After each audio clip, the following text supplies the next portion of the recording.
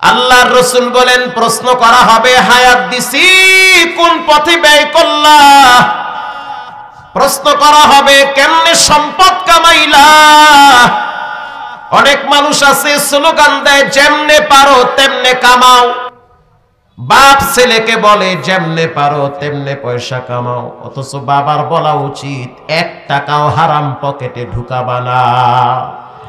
আল্লাহর রাসূল বলেন, প্রশ্ন করা হবে কেমনে পয়সা কামাইলা, প্রশ্ন করা হবে কেমনে সম্পদ ব্যয় করলা, প্রশ্ন করা হবে তোমার যৌবনটারে কোথায় ব্যয় করলা, প্রশ্ন করা হবে কি পরিমাণ জানলা, কি পরিমাণ মানলা। 5 ওয়াক্ত নামাজ পড়া প্রত্যেকটা মুসলমান নরনারীর উপরে ফরজ করে দিয়েছেন কে? এটা জানার পরেও কেউ যদি না মানে, প্রশ্ন করবে একজন, তিনি হলেন কে? আল্লাহর রাসূল বলেন, 1 চুল পরিমাণ মানুষ লড়তে পারবে না। সেই দিনটা অনেক ভয়ঙ্কর দিন, যেই দিন পুরা ময়দান হবে তামাক, আর রব্বুল আলামিন একটা কুরসির ভিতরে বৈশা ডাক দিয়ে বলবেন, লিমানিল মুলকুল ইয়াউম লিল্লাহিল ওয়াহিদিল কাহ্হার। দুনিয়ার রাজা বাদশারা, প্রতাপশালীরা, ক্ষমতাশালীরা কোথায় আছো? আজকের রাজত্বর মালিক একজন, তিনি হলেন কে? ওই দিন আল্লাহ রাব্বুল আলামিন স্পষ্ট ভাবে ঘোষণা দিয়ে দিবেন, ওয়ামতাজুল ইয়াউমা আইয়ুহাল মুজরিমুন। নেককারদের কাতার থেকে বদকারেরা আলাদা হয়ে যাও। ইমামে আজম আবু হানিফা রাহমাতুল্লাহি আলাইহি এই আয়াত তেলাওয়াত করে করে রাত কাটায় দিত। একটা আয়াত নামাজের ভিতরে তেলাওয়াত করত, ওয়ামতাজুল ইয়াউমা আইয়ুহাল মুজরিমুন। সে চিন্তায় পড়ে গেল, না জানি কিয়ামতের ময়দানে আমার উপায় কি হবে। আল্লাহ যদি বলে, হে নুমান ইবনে সাবির, আবু হানিফা, যাও নেককারদের কাতার থেকে দূর হয়ে যাও, সেদিন আমার উপায় কি হবে? এত বড় একজন ফকিহ, এত বড় একজন আলেম, সেও চিন্তায় পড়ে গেল আমার অবস্থানটা কেমন হবে। কিয়ামতের ময়দানে নেককারদের কাতার থেকে বদকারদেরকে ধাক্কায়া ধাক্কায়া আলাদা করে দিবে। বেনামাজি গুলারা আলাদা হয়ে যাও, সুদখোর, হারামখোর, মাদ্রাসা মসজিদের দুশমন আলাদা কাতারে দাঁড়াও। জালেম, স্বৈরাচার, আল্লাহর দুশমনেরা ভিন্ন কাতারে দাঁড়াও। নেককারদের কাতারে দাঁড়াইতে পারবে না। যারা মানুষকে কষ্ট দিত, নিরহ আলেমদেরকে জেলখানায় বন্দী করে রিমান্ডে কষ্ট দিয়েছে। শুধু তাই না, যে সমস্ত আলেমদেরকে ফাঁসি দেওয়া হয়েছে, একটাও আরামের ঘুম ঘুমাইতে পারে না। প্রত্যেকের বিচার এই জমিনে হবে, কেউ তাদেরকে পার পারাইতে পারবে না। দুনিয়ায় লাঞ্ছনা আছে, মরার পরেও শাস্তি আছে না নাই? সকালবেলা বউ জিগায়, কি ও চেহারা কালাকা? জিনে কইছিল কিছু লাগবে, তা কইছু কি? কহা লাগবে। পরে কওয়ারে দেবে 4টা। কারে? ওরে কারে? যার ছায়া দেখলে আমার কলজের মধ্যে কামড় মারে। তুমি কি মগা না অগা? কেন? তোমারে তো মাগনা দিবে। মাগনা যদি গরুকা একটা ব্রয়লার দেয়, সেটাও তো লওয়া উচিত। কথা কর না, নেও তুমি, সমস্যা কি? কিছুদিন পরে আবার জিগায়, কিছু লাগবে? কহা লাগবে। কি লাগবে? গরু দাও। করে তুমি 4টা। 40টা দাও। কওয়ারও দরকার নাই, হোনারও দরকার নাই, অহল্লি কলজা জলে। কথা কি বুঝতেছেন? এগুলো রোগ, এগুলো আত্মার রোগ। এই রোগ নিয়ে নামাজ কালাম জিকির আজকাল করলেও কাজ হয় না। এই রোগ দূর করতে হলে এরকম ওয়াজের প্যান্ডেলে আসতে হয়, 2-4টা কথা শুনতে হয়। কিছুদিন পরে আবার আসছে, কিছু লাগবে। বলে হ্যাঁ, কি লাগবে? 2টা মোষ দে। করে তুমি 4টা। দে 4টা দে, সমস্যা নেই। পরের দিন দেখে ওর 4টা। বলেন, এই দৃশ্য দেখলে মাথা কি ঠান্ডা থাকে না গরম থাকে? গরম থাকে। আবার একদিন আসছে, এই কিছু লাগবে? বলে হ্যাঁ, কি? 1 তলা বাড়ি কইরা দে। করে দিমু 2 তলা। তো 2 তলা না 6 তলা, দেখাতে আমার কি? কওয়ারও দরকার নাই, হোনারও দরকার নাই, অহল্লি কলজার মধ্যে গাউ মারে। এটাতে কি কয়? হিংসা মানে খালি জলে জ্বললে বইরা শেষ, খালি জলে আর বিড়ি টানে। সকালবেলা দেখে যে 2 তলা বাড়ি, ওরে সুবহানাল্লাহ, আমার 1 তলা, হ্যাঁ 2 তলা, উপরের দিকে চাইলে কলজার মধ্যে কামড় মারে। আবার একদিন আইছে, কিছু লাগবে?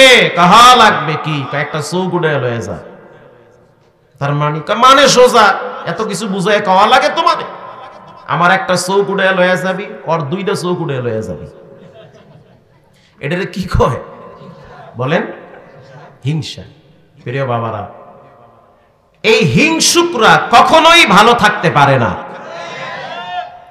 এরা মসজিদে বইয়াও জ্বলে, নামাজে খারাইলো জ্বালা, চার দোহানে বইলো জ্বালা। এই জ্বালার ডায়ালগ তো আপনাকে নোয়াখালীতে ছিল আগে। কি চাচাই আগে ছিল না, কাকু কাদের কথা কর না, খালি জ্বালা। এই জ্বালার কোয়ালিটির কিছু মানুষ আমগো সমাজে আছে না নাই? অভাব নাই। আপনার ছেলে মেয়ে লেখাপড়া করতেছে, মাশাআল্লাহ, আর একজনের ছেলে মেয়ে লেখাপড়া করে না, সারাদিন পাবজি আর ফ্রি ফায়ার খেলায়। কেউ ভাই আপনার পোলাই দিলে লেখাপড়া করবার চায় না, আর হ্যার মাইয়ে পোলা মাশাআল্লাহ শিক্ষিত হইতে আছে। শিক্ষিত হইলে কামাইবে কি? চাকরি পাইবে না। তার মানে কি? ভিতরে জ্বালা। চাকরিও পাইছে, কামাইবে কি? বেতন পাইবে না। বেতনও পাইছে, কামাইবে না। কয়দিন পর দেখবা চাকরি গেছে গা। এটাতে কি কয়? জ্বালা, হিংসা। এই হিংসুক যদি শবে কদরের রাত্রেও দোয়া করে, তার দোয়া কবুল হয় না। রাসূল বলেছেন, যার ভিতরে 3টা বদ অভ্যাস থাকবে। নাম্বার 1, যে হিংসুক। আল্লাহ আমি সহ আপনাদের সকলকে হিংসা মুক্ত একটা ফ্রেশ অন্তর দান করুন, আমিন। 2 নম্বরে, যার বদ মেজাজ, খুব রাগ করে, মানে মেজাজ খুব গরম। কিছু লোক আছে ঘরে পারে না, বাইরে গিয়ে খুব চেতাচেতি করে। বইয়ের লাগে রাগ দেখাইলে ঠ্যাঙের বাড়ি চুলাই হেলাইবে। মাইয়ে বলারে কিছু কইলে ধমক দেয়, আরে তোমার তো বয়স হয়েছে, বেশি কথা বললে বৃদ্ধাশ্রমে যাও, নাইলে মসজিদে গিয়ে জিকির করো। স্ত্রীকে ধমক দিলে স্ত্রী বলে, ফিররে কথা কবি, ঠ্যাঙের বাড়ি চুলাই হেলাম। ঘরে তো আর মাতবাড়ি চলে না, রাগ কই দেখাইবে? রাগ দেখায় গিয়ে চায়ের দোকানে, এই চা দে। তোর বাপের চা, এত চেতকা, ঠান্ডা মাথায় চা খাবা, পানিও দিব না। রাগ দেখাইবে কই? অটোওয়ালারা কয়, অটোওয়ালা এদিকে। যেই ধমক দেয় অটোওয়ালা কয়, কে তোমার পাও নাই, আটকে যাও, তোমার মতো খেডরে মানুষ আমার রিক্সায় নিব না। ঠিক না বে ঠিক? মানে ব্যবহার খারাপ, কথায় কথায় রাগারাগি, কথায় কথায় গালাগালি, কথার ভিতরে কোনো মাধুর্যতা নাই। এমন লোক নাই সমাজে আমাদের? অভাব নাই। ব্যবহার বংশের পরিচয়, কথা তো সত্য।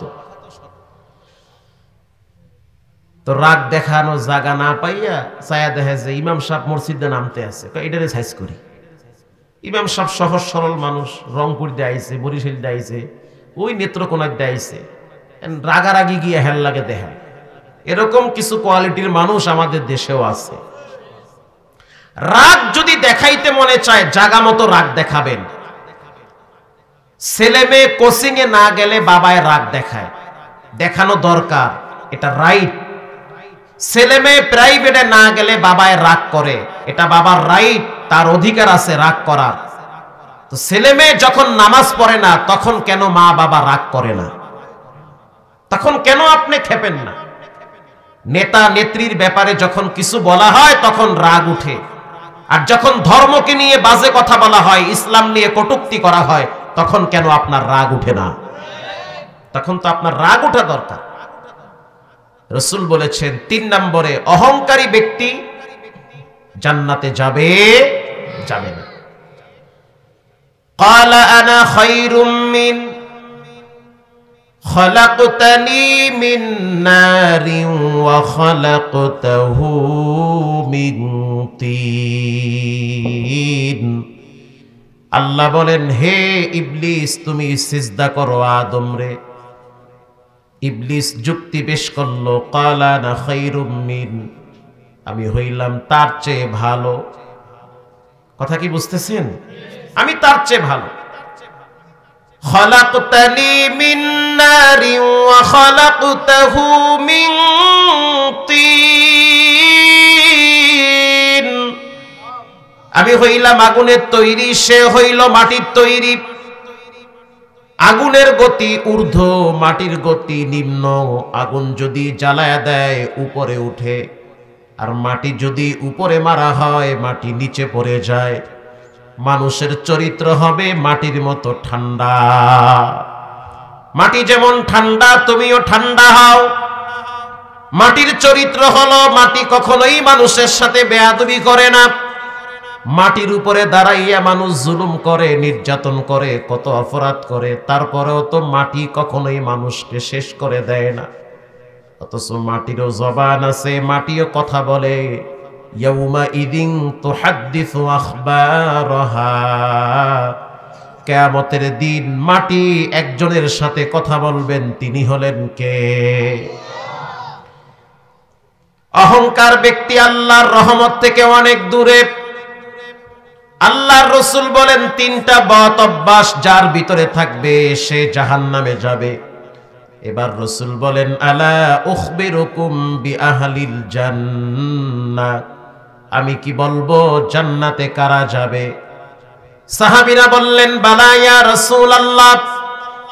আল্লাহর রাসূল বলেন জান্নাতে তারা যাবে যারা সহজ সরল দিলের অধিকারী। সুবহানাল্লাহ নাই?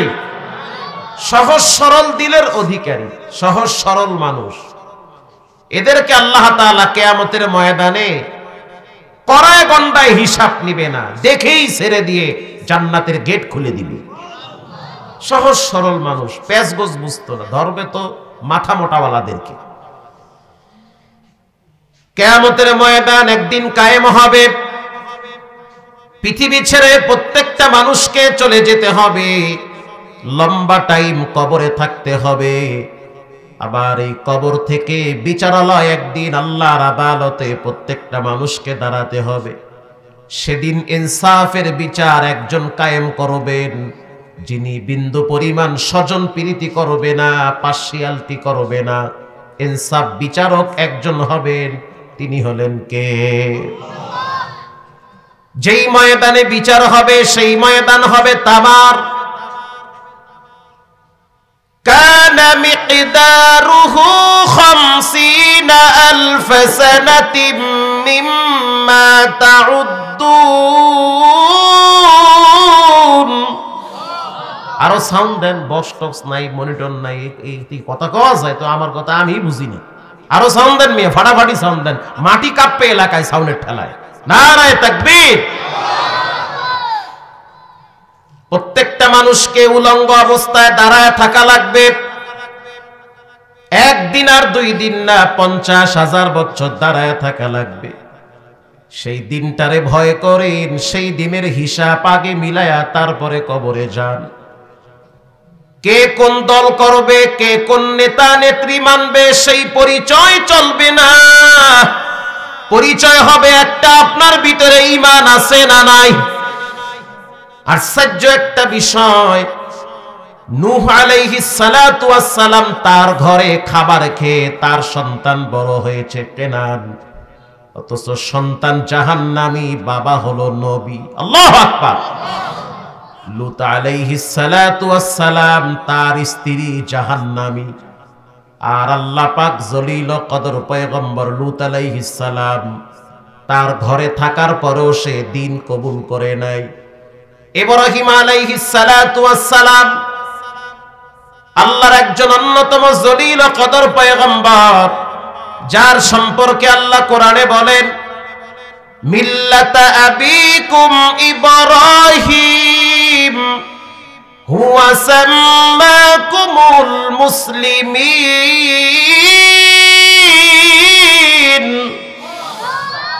মুসলিম জাতির পিতা একজন, তিনি হলেন ইব্রাহিম আলাইহিস সালাম। এতে কোনো সন্দেহ আছে?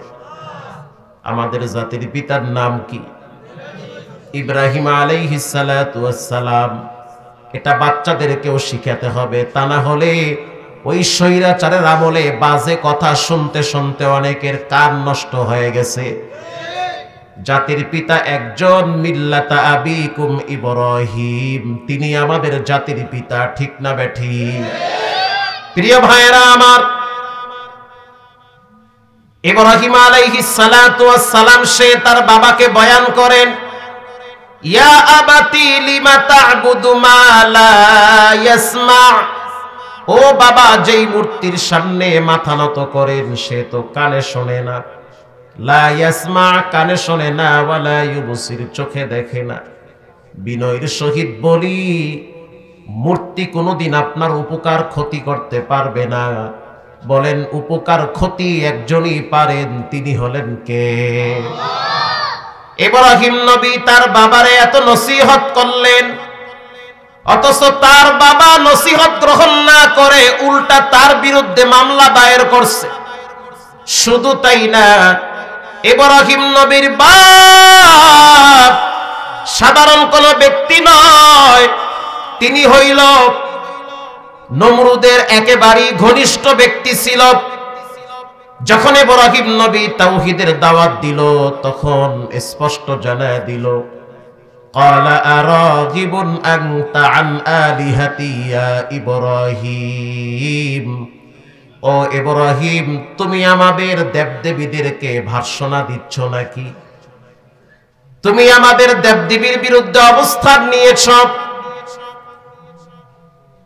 ওয়াহজুরুনি মালিয়া, এর পরিণাম মোটেও ভালো হবে না, তোমাকে আঘাত করে তোমার মাথার ঘিলু আউট করে দেওয়া হবে। শুধু তাই না, তোমাকে দেশ ছাড়া করা হবে। চিন্তা করেন, সন্তান বাবারে দিনের পথে দাওয়াত দেয়, আর বাপ নমরুদের সাথে তালে তাল মিলায়া শ্রেষ্ঠ একজন নবীর ব্যাপারে মামলা দায়ের করে তাকে আগুনে ফালাবার জন্য ষড়যন্ত্র করে। শুধু তাই না, যখন ইব্রাহিম নবীর উপরে তার বাবা ক্ষিপ্ত হয়ে গেছে, এবার ইব্রাহিম আলাইহিস সালাতু ওয়াস সালাম বলেন, ক্বালা সালামুন আলাইক। ও আমার আব্বা, আপনার সাথে আমার কোনো ঝগড়া নাই, কোনো রাগারাগি নাই। সাআস্তাগফিরু লাকা রাব্বি ইন্নাহু কানা বি হাফিয়া। আপনার সাথে আমার শান্তির আলাপ হবে, অশান্তির আলাপ হবে না। সাআস্তাগফিরু লাকা রাব্বি, আপনি যতই আমার বিরুদ্ধে কথা বলেন, আমি কিন্তু আপনার জন্য রবের কাছে তওবা মাগফিরাত কামনা করব। আপনি তো আমার বিরুদ্ধে অবস্থান নিছেন, আমি আপনার পক্ষে আপনার জন্য রবের কাছে ক্ষমা চাবো। সুবহানাল্লাহ বলে। তাহলে চিন্তা করেন, ইব্রাহিম নবী সে একজন নবী, তার বাবা হলো একজন কাফের। শুধু তাই না, আপনার আমার প্রিয় নবী জন্মের আগে সে তার বাবারে হারাইছে, জন্মের পরে মারে হারাইছে। আবু তালেবের ছত্র ছায়ায় রাসূলুল্লাহ বড় হয়েছে। আবু তালেব রাসূলুল্লাহকে ভালোবেসে যত্ন করে বড় বানিয়েছে। শুধু তাই না, বিবাহের খুতবাটা পর্যন্ত আবু তালেব পড়িয়েছে। শুধু তাই না, আবু তালেব জীবনের সর্বোচ্চ ঝুঁকি নিয়ে রাসূলুল্লাহকে নিরাপত্তা দেওয়ার জন্য দাঁড়ায় ছিল। জানতে চাই, সেই আবু তালেব ঈমান কবুল করেছে? করছে? করে নাই। আল্লাহর নবী আবু তালেবের মাথাটা নিজের কোলে রাইখা গালের উপরে হাত দিয়া বলতে আছে, চাচা শুনে নেন, একটা বার যদি আপনি আমার কানে বলেন আব্দুহু ওয়া রাসূলুহু, মুহাম্মাদান আব্দুহু ওয়া রাসূলুহু, এতটুকুন শব্দ যদি আপনি আমারে বলেন, কিয়ামতের ময়দানে আপনার গলায় গামছা লাগায় আমি টানতে টানতে জান্নাতে নিয়ে যাব। শুধু একটা বার বলেন যে আমি আল্লাহর নবী। বিশ্বাস করেন, আবু তালেব রাসূলুল্লাহর জন্য অনেক কিছু কোরবানি করেছে, কিন্তু নবীর উপরে ঈমান আনছে?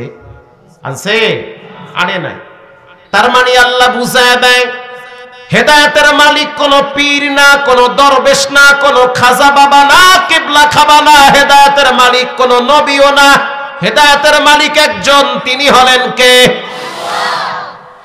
কে কার মেয়ে, কে কার ছেলে, কে কার বাপ, কে কার ভাতিজা, এই পরিচয় রবের কাছে চলবে না। রবের কাছে পরিচয় একটা, লা ইলাহা ইল্লাল্লাহ মুহাম্মাদুর রাসূলুল্লাহ। প্রথম প্রশ্ন হবে, লম্বা একটা হায়াত দিয়েছিলাম, কোথায় ব্যয় করেছো?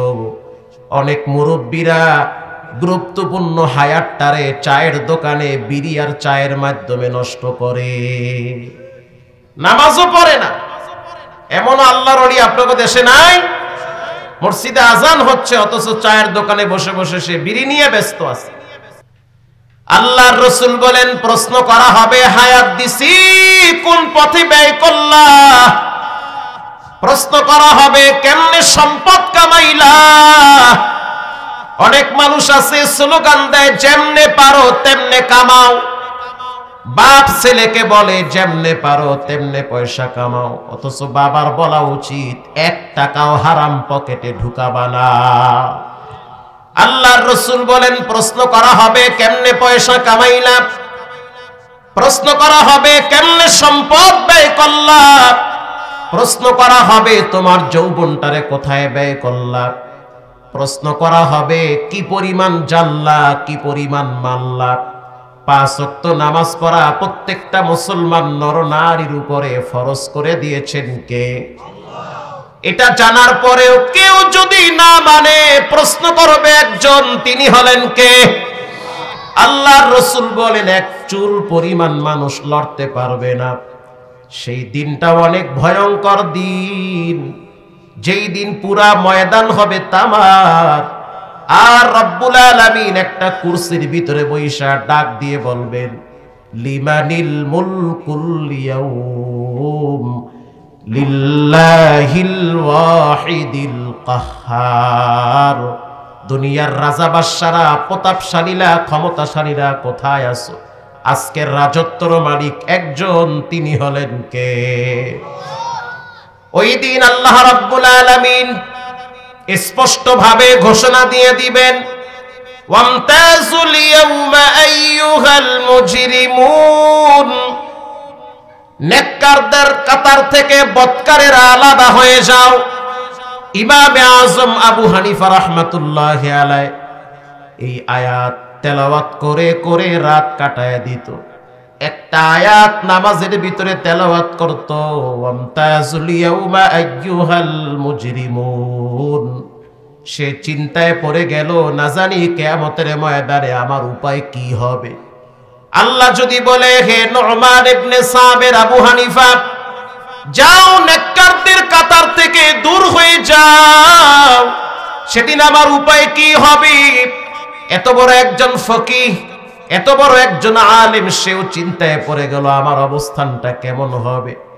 কিয়ামতের ময়দানে নেককারদের কাতার থেকে বদকারদেরকে ধাক্কায়া ধাক্কায়া আলাদা করে দিবে। বেনামাজি গুলারা আলাদা হয়ে যাও, সুদখোর, হারামখোর, মাদ্রাসা মসজিদের দুশমন আলাদা কাতারে দাঁড়াও। জালেম, স্বৈরাচার, আল্লাহর দুশমনেরা ভিন্ন কাতারে দাঁড়াও। নেককারদের কাতারে দাঁড়াইতে পারবে না। যারা মানুষকে কষ্ট দিত, নিরহ আলেমদেরকে জেলখানায় বন্দী করে রিমান্ডে কষ্ট দিয়েছে। শুধু তাই না, যে সমস্ত আলেমদেরকে ফাঁসি দেওয়া হয়েছে, একটাও আরামের ঘুম ঘুমাইতে পারে না। প্রত্যেকের বিচার এই জমিনে হবে, কেউ তাদেরকে পার পারাইতে পারবে না। দুনিয়ায় লাঞ্ছনা আছে, মরার পরেও শাস্তি আছে না নাই? প্রিয় ভাইরা আমার, ইন দি মিন টাইমে রব্বুল আলামিন বলবেন, বদকারেরা আলাদা হয়ে যাও। যখন বদকারেরা আলাদা হয়ে যাবে, এবার রব্বুল আলামিন হুঙ্কার দিয়ে বলবেন, খুযুহু ফাগুল্লু, ধর পাকড়াও কর, সুম্মাল জাহিমা সাল্লু, অতঃপর জাহান্নামে নিক্ষেপ কর।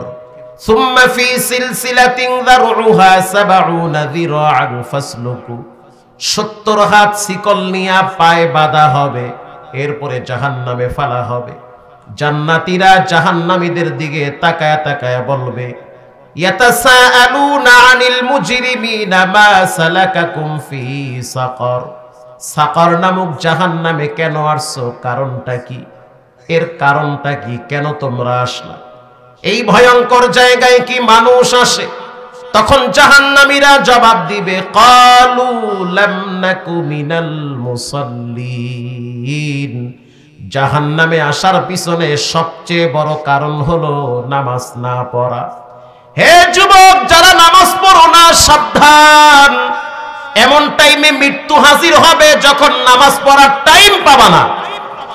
এমন সময় মরণ হাজির হয়ে যাবে, হবে এমন যে জোহরের নামাজ পড়ো নাই, মাগরিব আসর পড়ো নাই, হঠাৎ মরণ হাজির হয়ে গেছে। জানাজা পড়ায়া চেহারা কিবলার দিকে ফিরায়া রাইখা কোনো লাভ হবে না, ধরা খাইতে হবে।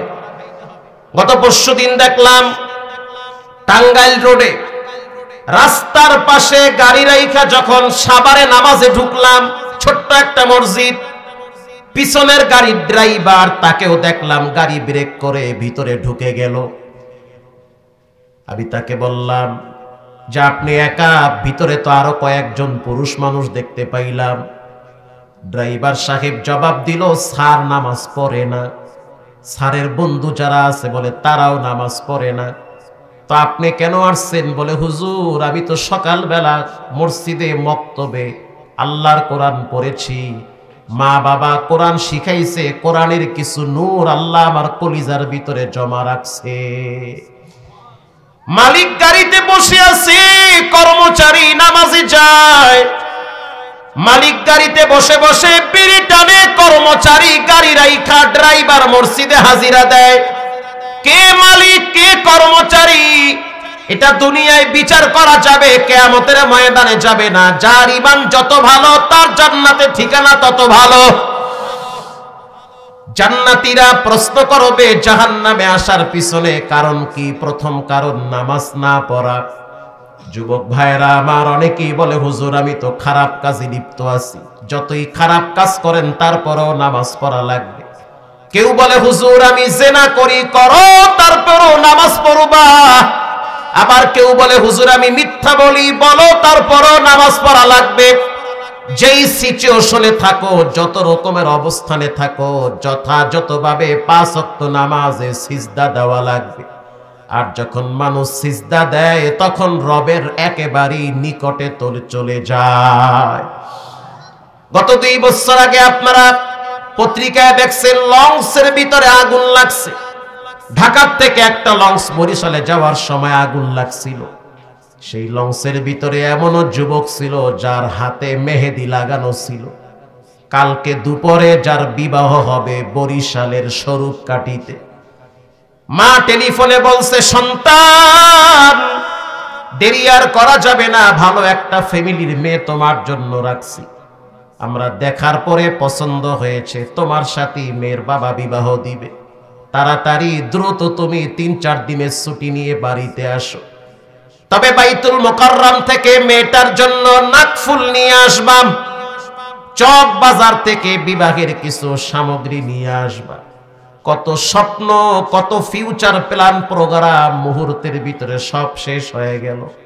লঞ্চের ভিতরে কেবিনও ভাড়া করলো, এসিও ছেড়ে দিল, আরামে শুয়ে আছে। একটু পরে মা ফোন দিতেছে, কত দূর?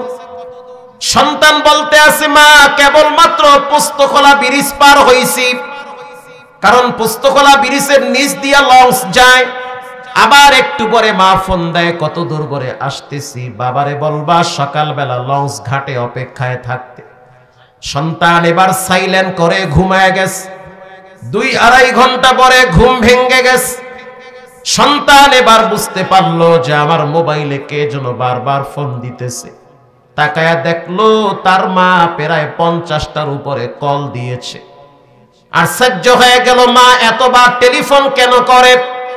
রিসিভ করার পরে বলে, মা এতবার কেন ফোন করেন, কারণটা কি? তখন সন্তান বলে, বারবার কেন ফোন করেন? আমি তো লঞ্চের ভিতরে আছি, একটু ঝামেলায় পড়ে গেছি। মা বলতে আছে, তুমি তো ঝামেলায় কি পড়ছো তা তো আমি জানি না, কিন্তু আজকে কেন জানি আমার গলা শুকায়া যায়, কলিজাটাও শুকায়া যায়, আমার জিহ্বার পানি শুকায় গেছে। সন্তান বলতে আছে, মা একটু রাখো, বিপদে পড়ছি। কি বললা? বলে, মা শুনে নাও, আরামে তো ঘুমাইছিলাম, হঠাৎ দেখি এসি বন্ধ হয়ে গেছে। ডাইনে বামে তাকায় দেখতেছি লঞ্চের নিচতলা থেকে ধোঁয়া উপরে উঠতেছে, তার মানে বিদ্যুতের ডিসকানেক্ট হয়ে গেছে।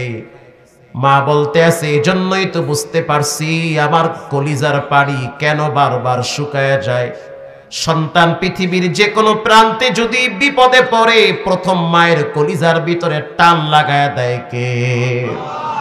মায়ের কলিজার পানি শুকায়া যায়। ও যুবক সাবধান, নামাজ কালকে পড়ব, পরশু পড়ব, বাকির নাম ফাঁকি। কালকে সকাল তোমার জীবনে হতে পারে অথবা পরকালও হয়ে যেতে পারে। সেই যুবক লঞ্চের ভিতরে আগুনে পুড়ে কয়লা হয়ে বেঁকা হয়েছিল। মৃত্যুর আগে আগে মায়ের কাছে টেলিফোনে দুইটা কথা বলেছে, সেই রেকর্ড আমরা এখনো বাড়িতে গেলে শুনি। সন্তানের শেষ আরজি, আমার মৃত্যুর পর আমার লাশটারে মসজিদের পাশে দাফন করবা, আর আমার যেই নামাজগুলা কাজা হইছে ওই নামাজগুলা মা তুমি আদায় করবা, যেন রবের দরবারে আমার ধরা খাইতে না হয়। আর আমার আব্বারে বলবা নামাজিওয়ালা মানুষগুলারে নিয়ে যেন আমার কবর জিয়ারত করে। একটা মুমূর্ষ ব্যক্তি যখন তার নাকের ডগায় মৃত্যু চলে আসে, তার আফসোস লাগে, কেন আমি অতীতে নামাজগুলা নষ্ট করলাম। প্রিয় ভাইয়েরা আমার, এখানে যারা বসা আছেন, এমনও মানুষ থাকতে পারেন যে কিনা নিজের হাতে নিজের আব্বারে কবরে রাখছে, নিজের হাতে নিজের মায়েরে কবরে সময় রাখছে। আপনাদের পাশে একটা অনেক বড় মাদ্রাসা, চমৎকার পরিবেশ, অনেক ছাত্র এখানে লেখাপড়া করে। এক সময় এমন হবে আপনি থাকবেন না, কিন্তু আপনার সম্পদ নিয়ে ছেলে মেয়ে কারাকারি আর মারামারি করবে। এমন লাশ আমি চোখ দিয়ে দেখছি, বাবার লাশ ফালায়া রাখছে, সন্তান ভয়েতে কাছে আসে নাই, পাঁচতলার বিল্ডিং এ বসে বসে ফ্ল্যাট হিসাব করে। এটাই দুনিয়ার বাস্তবতা। অতএব সময় থাকতে মৃত্যু আসার আগেই রবের জন্য সামর্থ্যবান ব্যক্তিরা কিছু ব্যয় করবেন। এখান থেকে আমি দুই একজন মায়ের সন্তান নগদ কিছু অর্থ চাই, হুজুর আমি মাদ্রাসার জন্য কিছু অর্থ ব্যয় করলাম, সাদাকা করলাম, দান করলাম। ফকির হবেন না, আপনার টাকা আপনার পকেটে চিরজীবন থাকবে না। আজকে আপনার পকেটে, ছেলে অসুস্থ হইলে হসপিটালে, আপনি অসুস্থ হইলে টেস্টে চলে যাবে লক্ষ টাকা। হসপিটালগুলোয় ঘুরে এসে দেখেন কি পরিমাণ মানুষ অসুস্থ অবস্থায় চিকিৎসার জন্য ধুকে ধুকে মরতেছে। আল্লাহ তার চেয়ে আপনাকে অনেক ভালো রাখছে। আছেন কেউ দেওয়ার মতো, হুজুর আমি মাদ্রাসায় 1000 টাকা দান করব, প্রথম দুই একজন ব্যক্তি হাত তুলে আমাকে দেখাবেন। আছেন কেউ দেওয়ার মতো? হুজুর আমি মাদ্রাসার জন্য নগদ, বাকি না, মুক্ত হস্তে 1000 টাকা ফালায়া দিলাম, আল্লাহ খায়ের বরকত দান করবে, আমিন বলেন। যদি থাকেন নগদ নগদ আমার হাতে দেন, বা কর্তৃপক্ষ যাচ্ছে আপনারা তাদের হাতে দিয়ে দিবেন। আল্লাহ তাআলা আপনাদের হায়াতে ইমানে আমলে পরিপূর্ণ বারাকা দান করুক, বলেন আমিন। যান আপনারা রুমাল নিয়ে বা গামছা নিয়ে মাঝখানে যান, আপনারা বিসমিল্লাহ বলে পকেটে হাত দেন। যে যা পারেন, একটা যুবকের জন্য মাহরুম না হয়, কেউ যেন খালি না হয়। আমিও ইনশাআল্লাহ শরীক হচ্ছি, ঠকবেন না। আল্লাহ ঠকায় না মানুষের, আল্লাহ জিতায়। আমি দেখছি যত এদিক দিয়ে খরচ করি তত ওদিক দিয়ে আল্লাহ ঢাইলা দেয়, যত কিপটেমি করি ততই দেখি সিপার মধ্যে পড়ি। এটা বাস্তব কথা। খরচ করেন, এটা দেন, ওখানে রুমালা ছাইরা দেন, এটা দেন, প্রত্যেকেই দেন। যুবক ভাইরা দেন, প্যান্টের পকেটে হাত দেন।